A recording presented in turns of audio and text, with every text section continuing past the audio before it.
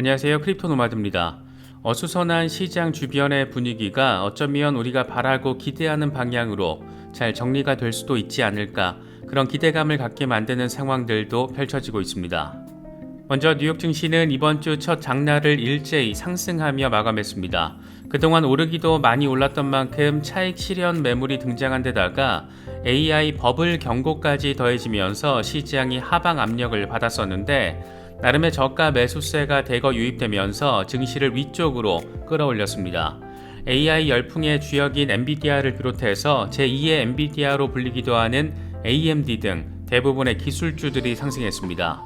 연준이 9월에 금리 인상을 종결할 거라는 기대감이 깔린 것도 투심을 긍정적으로 자극한 모습입니다. 글로벌 경제의 관점에서 바라봤을 때 중국의 상황이 이게 또 간단치가 않습니다. 헝다 사태 시즌2가 되는 것 아닌가 싶은 그런 걱정스러운 마음이 드는 상황이 펼쳐진 건데, 중국 최대 부동산 개발업체인 컨트리가든이 디폴트 위기에 몰리면서 중국판 리먼 브라더스 사태가 발생하는 것 아니냐, 이런 평까지 나오고 있습니다. 액면가 10억 달러 채권에 대한 이자 2,250만 달러, 우리 돈으로 300억 원 정도를 상환하지 못한 건데, 중국의 부동산 난개발을 통한 성장, 이것에 대한 부작용이 이제 본격화하고 있는 건 아닌가, 이 세계 경제 질서가 크게 한번 변화하려고 이러는 건가, 여러 가지 생각이 드는 것 같습니다. 비트코인의 경우에는 그래도 주요 라인에 대한 지지세를 확인하려는 움직임이 나름 긍정적으로 포착되고 있습니다. 지금 딱 20일 지수이동 평균을 지지 라인으로 전환하려는 작업이 이어지고 있는데, 나름 황소 세력이 잘 버텨주고 있는 흐름으로도 바라볼 수 있는 그런 상황이어서 어쩌면 이번에는 3만 달러 재탈환이 이뤄질 수도 있지 않을까, 그런 기대감을 갖게 만드는 상황입니다. 리플의 경우에는 기술적인 패턴 흐름이 꽤나 여러 가지 해석을 하게 만드는 상황이 이어지고 있습니다. 과거의 역사적 패턴이 반복될 경우에 이번에도 의미 있는 폭등 랠리가 벌어질 수 있을 거라는 게 핵심인데, 분석가들에 따라서 제시하는 기준점과 근거 해석은 차이가 있지만 공통점은 숫자가 어마어마하다는 겁니다. 5년 만에 등장한 시그널이 이번에도 과거처럼 반복될 경우 15,400% 랠리가 가능하다, 이런 전망까지 지금 나와주고 있는데, 지금 시세를 기준으로 하면 얼추 100달러에 달하는 숫자입니다. 다소 비현실적이긴 하지만 괜히 설렘이 느껴지는 건 꼭 기분 탓만은 아닌 것 같습니다. 요즘 크립토 커스터디 이슈는 암호화폐 업계 전반의 화두 가운데 하나입니다.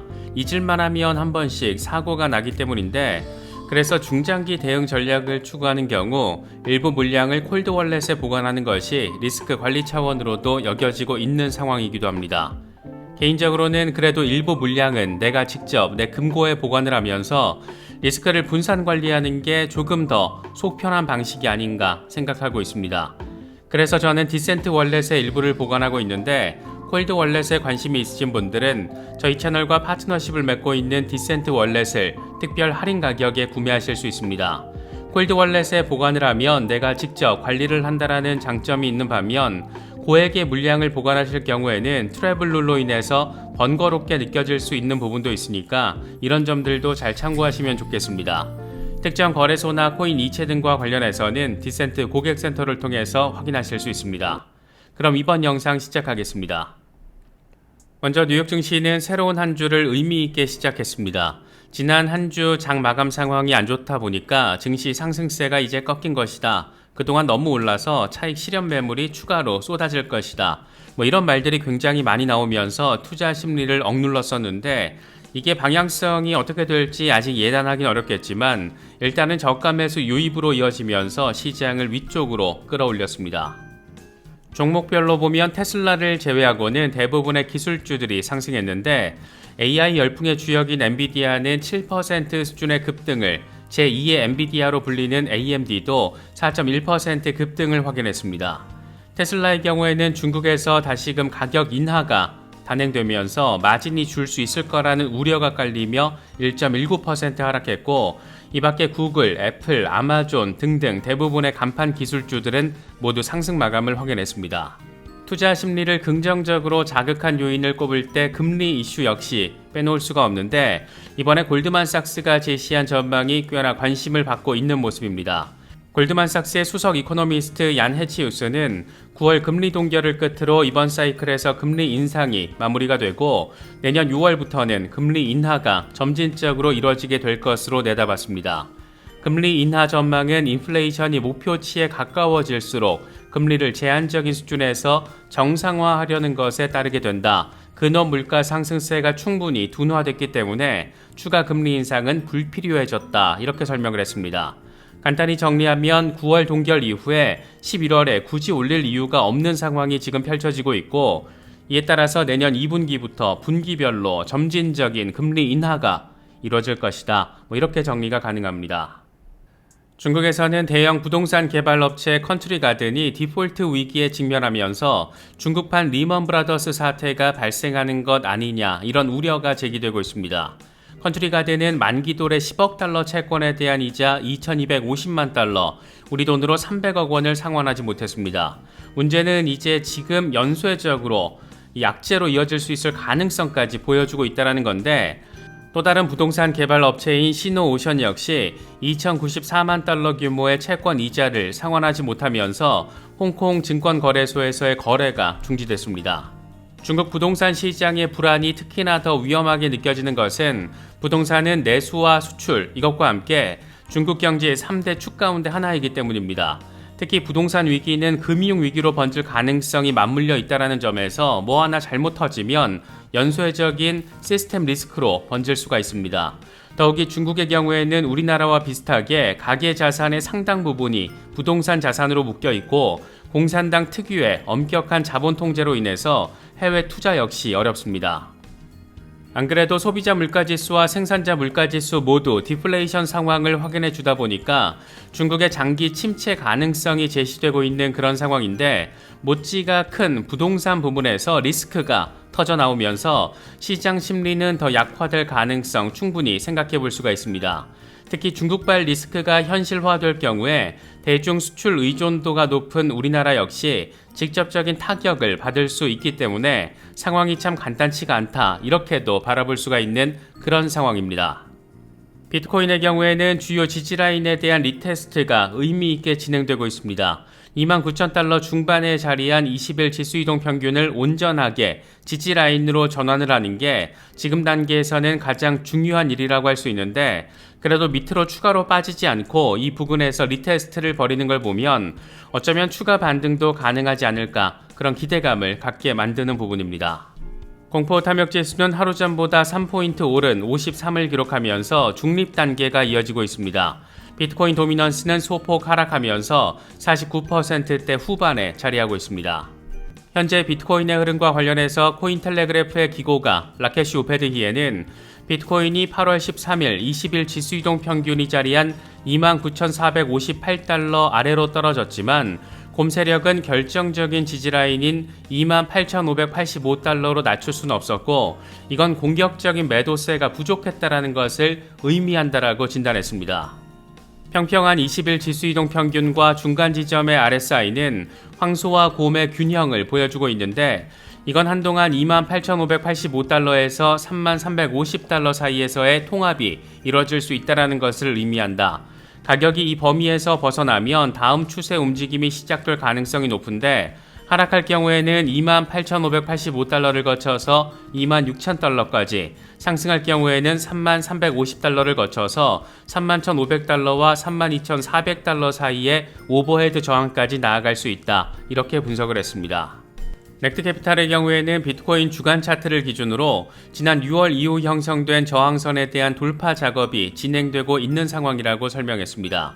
아직 돌파가 나오진 않았지만 돌파 시도를 이어가고 있고 여길 넘어서기 위해서는 좀 더 높은 저점을 만들어내야 한다. 이런 점을 설명했습니다. 지금 하나 증시와 암호화폐 영역 모두에서 관심을 받고 있는 인물이 한 명 있는데 영화 빅쇼트의 실제 모델인 마이클 벌입니다. 이 양반이 이번에 자산의 94% 정도에 해당하는 16억 2,540만 달러를 풋옵션 매입에 사용을 했습니다. 다시 말해서 거액의 자금을 지금 숏에 베팅을 한 건데 이 양반은 2008년 금융위기를 일으킨 서브프라임 모기지 사태를 예측해서 모기지 채권이 부도가 나는데 베팅을 해서 큰 돈을 벌었고 이걸 영화로 만든 게 빅쇼트입니다. 이번에도 말 그대로 빅숏을 친 건데 과거 전력이 있다 보니까 뭔가 한 방 아래쪽으로 쏠리는 것 아니냐, 이런 점도 우려점으로 제기되고 있습니다. 이와 관련해서 암호화폐 미디어 웨일와이어는 마이클 버리가 이번에 이렇게 큰 숏배팅을 한 것은 2008년 금융위기 때였다. 주식이 폭락하게 되면 비트코인도 폭락할 것이다. 실제로 비트코인은 다가오는 경기 침체에 더 많이 하락할 것이라서 손실에 대비해야 한다. 이렇게 설명을 했습니다. 경기 침체에 비트코인이 더 많이 하락할 거라는 멘트에는 개인적으로는 동의하지 않는데 이런 말들도 나오고 있다는 점 참고하시면 좋을 것 같습니다. 이더리움 기반의 스테이블 코인을 출시한 페이팔의 움직임이 심상치가 않습니다. 이번에는 암호화폐 허브 서비스를 출시하면서 사실상 암호화폐 플랫폼으로서의 변화에 속도를 내고 있는 모습입니다. 페이팔은 페이팔 계정을 통해서 암호화폐 매매를 할 수 있는 크립토커런시 허브 서비스를 출시했는데 암호화폐를 거래할 수 있는 거래소의 성격을 도입하면서 동시에 페이팔 계정을 통한 결제까지도 가능하게 만든 겁니다.